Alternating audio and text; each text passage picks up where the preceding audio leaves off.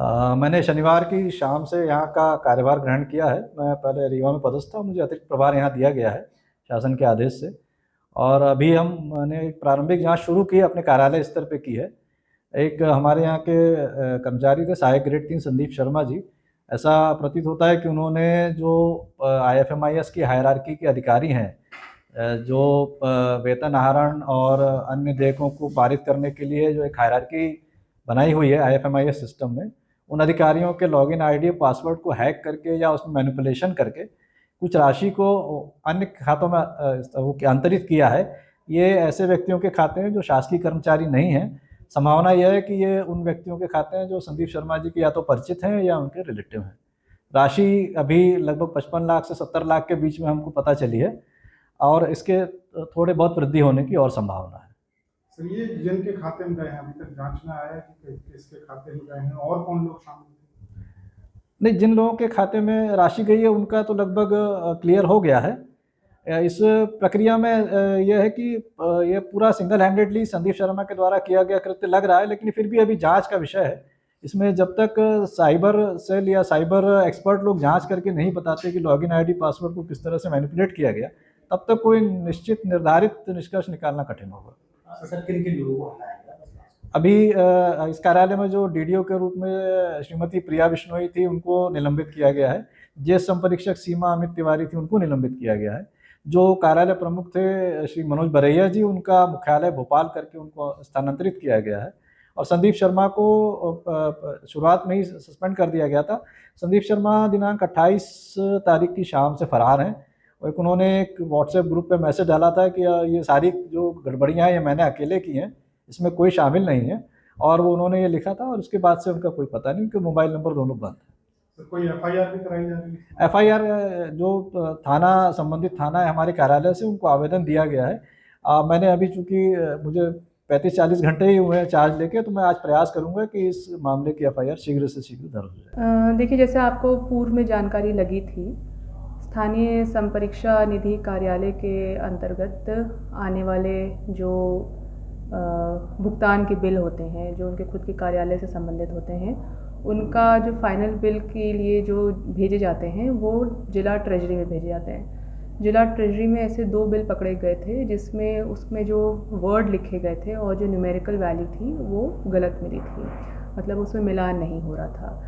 मिलान ना होने के चक्कर में उसको रीवेरीफाई करने के लिए जिला ट्रेजरी ने पुनः जो है लोकल ऑडिट फंड वाले कार्यालय में भेजा था।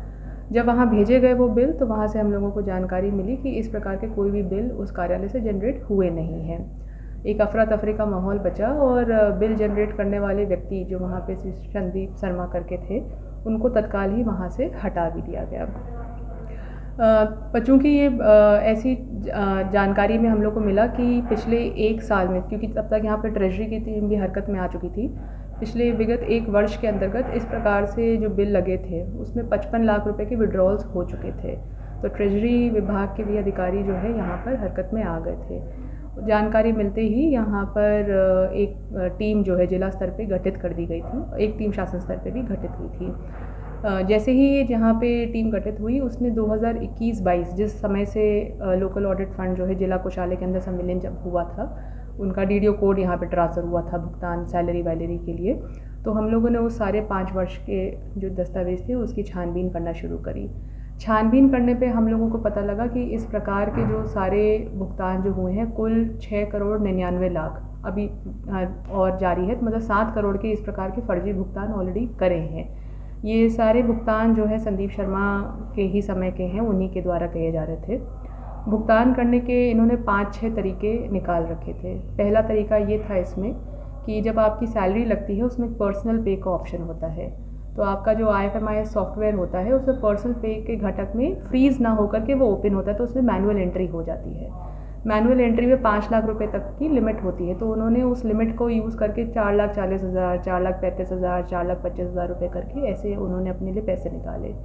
साथ में इन्होंने क्या करा कि अपने ही जान पहचान के कुछ लोगों को, क्योंकि बहुत सारे लोग वही शर्मा सरनेम के हम लोगों को मिले हैं, उनको पहले तो कार्यालय का कोई कर्मचारी दिखाया या फिर जो कोई मृत कर्मचारी था उनकी सर्विस बुक में हेर फेर करके उनको उसका नॉमिनी बताया और जो आप देखते हैं कर्मचारियों के पास जब उनका कंप्लीशन होता है सेवा की, तो उनकी जो ईएल होती हैं उसको समर्पित करते हैं, उसके अगेंस्ट जो है इनकैशमेंट होता है। तो इस प्रकार के इनने इनकैशमेंट भी करें। एक हमारे पास ग्रुप इंश्योरेंस स्कीम भी होती है जो एम्प्लॉय को मिलती है। इन दोनों को मिला करके इस घटक के अंदर इनने करीब 5 करोड़ 24 लाख का ऐसी हेर फेर करी है। इसके अलावा कुछ व्यक्तियों को सैलरी भी जनरेट करी, उनके लिए भी इन्हें यही प्रक्रिया अपनाई कि उनको एम्प्लॉय बनाया, एम्प्लॉय का डीडीओ कोड जो है अपने ऑफिस में ट्रांसफ़र कराया और उसको सैलरी जनरेट करने लगे। ऐसे ही बड़े हुए डीए अमाउंट या आपके जो लीव एनकैशमेंट होते हैं, इन अलग अलग प्रक्रियाओं से इन्होंने जो है ये सारे फर्जी अपने बिल बना करके सारे सैंक्शन कराते चले गए। ये मामले पकड़ में इसलिए नहीं आए क्योंकि ये सारा जो आहरण होता है कॉमन पूल से होता है। ऐसा नहीं होता कि किसी का खाता बना होता है तो पता लग जाए भाई आपका तो कोई खाता ही नहीं है वहाँ पे, तो आपका पैसा निकल जाता है। कॉमन पूल के आहरण होने से वो इंटरनल टूल नहीं था और ये इतनी समझदारी से करते थे कि इस वजह से कभी ये ऐसे पकड़ में नहीं आए। परंतु जब हम लोगों ने बहुत डिटेल जांच करी और इसमें जो एक फ़ाइनेंस की संहिता भी होती है उसकी भी समझ पकड़ी हम लोगों ने, तो इसमें पता लगा कि जो सारे बिल बनते हैं उसमें 3 स्टेजेस में आपके होते हैं। एक क्रिएटर होता है, एक उसको क्रिएट करने के बाद बिल को वेरीफाई करा जाता है और तब जाकर के अप्रूवर के स्टेज पे उस चीज़ को बिल को पारित करा जाता है। ये तीनों ही स्टेज में जो है ये इसलिए बनाई गई हैं ताकि हर स्टेज पे इसको चेक किया जा सके। हालांकि कई जगहों पे ऐसा पता भी लगा है कि इनने बिल दिखाए कुछ और लगाए कुछ है, पर एंड में ये होता है कि जब आपके पास एसएमएस आता है वेरीफाई करने के लिए कि भाई इतने का बिल यहाँ से पारित हो गया, तो आपको जानकारी में आता है। इस कारण से इनके कार्यालय में जो अन्य लोग हैं जिनको इस एफआईआर में करा गया है, उनका मूल कार्य यही था, ये भी चेक करना।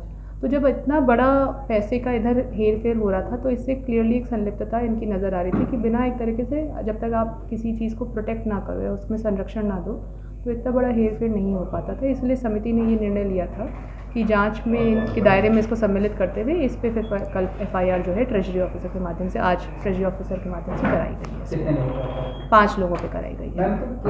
कैसे जो मृत व्यक्ति थी जिनका लाते थे, कितने लोग, कोई संख्या कुछ है? कितने अलग अलग संख्या है, कुछ 26 लोग हैं, कई जगह पे रिपीटेड ही लोग हैं। जैसे किसी व्यक्ति को उन्होंने वेंडर भी बना दिया, उसी व्यक्ति को कर्मचारी भी बना दिया, उसी व्यक्ति को कभी नॉमिनी दिखा दिया, तो रेपिटेशंस भी हैं।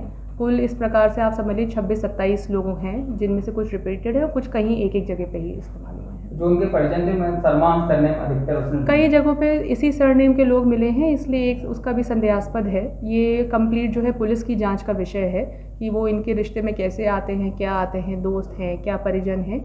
तो इसलिए इसको भी जो है हम लोगों ने बता रखा कि किन किन उसमें सूचियाँ संलग्न करवाई गई हैं कि किन किन लोगों पे जो है हम लोगों को डाउट है कि ये सरनेम्स जो है सेम होने से एक बार देखा जाए, क्योंकि ये एम्प्लॉय कोड्स में कहीं हम लोग को पकड़ में नहीं आए हैं। रकम और बढ़ने की संभावना हो सकती है क्योंकि हमने जैसे बताया कि अभी 5 साल के ही दस्तावेजों का हम लोगों ने करा है, क्योंकि 5 साल पहले ही लोकल ऑडिट फंड को जो है डीडीओ कोड उसका जो है यहाँ पे शिफ्ट करा गया है ट्रेजरी में।